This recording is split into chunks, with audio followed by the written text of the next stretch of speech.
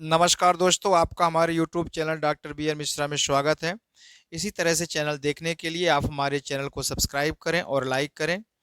आज हम class 10th exercise 13.1 surface area and volume का क्वेश्चन नंबर 5 डिस्कस कर रहे हैं।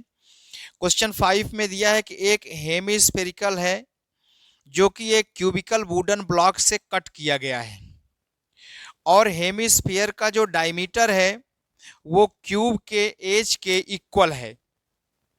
यहाँ से डायग्राम में आप देख सकते हैं कि ये आपका क्यूब हो गया। क्यूब में ये जो पार्ट है ये हेमिस्फीयर हो गया। डिप्रेशन का मतलब होता है हेमिस्फीयर नीचे की ओर बना है। जैसे ये आपका क्यूबिकल ब्लॉक हो गया तो हेमिस्फीयर नीचे की ओर बना है। हेमिस्फीयर उसे डिप्रेशन बोलते हैं जो नीचे की ओर है। हेमिस्फीयर का जो रेडियस है वो जो डायमीटर है ये डायमीटर है ये एज के मतलब ये जो क्यूबिकल बॉक्स है वुडन ब्लॉक है इसके एज मतलब साइड के इक्वल है। अब हम देखते हैं गिवन है कि हेमिस्फीयर का जो डायमीटर है वो क्यूब के एज के इक्वल है जिसको हमने एल लिया। इस तरह से हेमिस्फीयर का जो रेडियस हो जाएगा वो हो जाएगा L/2, क्योंकि हेमिस्फीयर का जो डायमीटर है वो L दिया है तो रेडियस हो जाएगा L/2। अब जब हम ये पार्ट कट कर देंगे, ये वाला पार्ट कट कर देंगे तो क्वेश्चन ये पूछ रहा है कि जो पार्ट बच रहा है उसका हमें सरफेस एरिया चाहिए।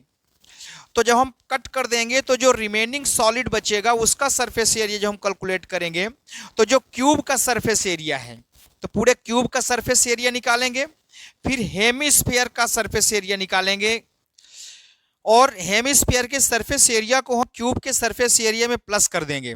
पर चूंकि हम देखते हैं ये जो पार्ट है ये सर्कुलर फॉर्म में होगा, यहां दिख तो नहीं रहा है लेकिन ये सर्कुलर फॉर्म में होगा। तो जब हम क्यूब का सरफेस एरिया लेंगे तब भी ये पार्ट काउंटेड होगा, जब हेमिस्फीयर का सर्कल लेंगे तब भी ये पार्ट काउंट होगा, इसलिए इस पार्ट को हम माइनस कर देंगे। इसीलिए लिखा है surface area of cube plus surface area of hemisphere minus area of circle. ये जो सर्कल है ये वाला पार्ट होगा, ये इसके एरिया को हम माइनस कर देंगे तो सर्कल के एरिया का माइनस हो जाएगा। अब क्वेश्चन ये उठ रहा है कि जो क्यूब में जब हम हेमिस्फीयर को कट करेंगे तो सरफेस एरिया प्लस क्यों होगा। तो चूंकि दोस्तों ये है कि जैसे मान लेते हैं कि ये कोई पार्ट है, अब जब इसको हम कट कर देंगे तो ये पार्ट आ जाएगा तो हमको इसका भी पूरा निकालना पड़ेगा और ये जो डिप्रेशन हो गया इस डिप्रेशन को भी निकालना पड़ेगा, इसलिए यहाँ पे प्लस किया जाता है। इसलिए यहाँ पे प्लस किया जाता है। तो पहले क्यूब का निकालेंगे, क्यूब के बाद जो ये डिप्रेशन है इस डिप्रेशन के को भी हम निकालेंगे, इसलिए प्लस होगा। और एरिया को माइनस क्यों करेंगे, क्योंकि ये पार्ट सर्कल में भी काउंट होगा और हेमिस्फीयर में भी काउंट होगा, इसलिए इसको हम माइनस कर देंगे। तो इस तरह से जो रिमेनिंग सॉलिड का सरफेस एरिया है वो हो जाएगा 6 इंटू साइड स्क्वायर, क्योंकि क्यूब का जो सरफेस एरिया होता है 6 इंटू साइड स्क्वायर होता है। हेमिस्फीयर का सरफेस एरिया का फार्मूला होता है 2πr², हो गया 2πr²। सर्कल के एरिया का फार्मूला होता है πr², तो यहां से πr² माइनस कर दिया गया है। 2πr² में πr² को जब हम माइनस कर देंगे तो ये हो जाएगा आपका πr²। चूंकि सॉलिड जो क्यूब है उसका जो साइड है वो हेमिस्फीयर के डायमीटर के इक्वल है, मतलब साइड L है तो यहाँ पे 6L² हो जाएगा। यहाँ पे 2πr² में πr² को माइनस कर देंगे तो πr² आ जाएगा। अब चूंकि रेडियस हमने देखा है कि L/2 होता है तो ये हो जाएगा L/2 का होल स्क्वायर, जिसको हम L²/4 लिखेंगे।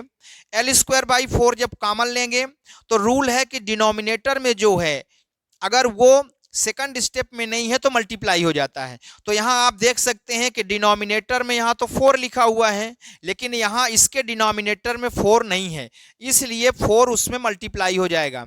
तो L² तो हम दोनों साइड से कॉमन ले लेंगे, L² कॉमन ले लिया और यहाँ से 4 कॉमन लेंगे तो L²/4 हो जाएगा। पर चूंकि यहाँ पे डिनोमिनेटर में 4 नहीं है इसलिए इसमें 4 को मल्टीप्लाई हो जाएगा, तो ये हो गया L²/4 24 प्लस पाई।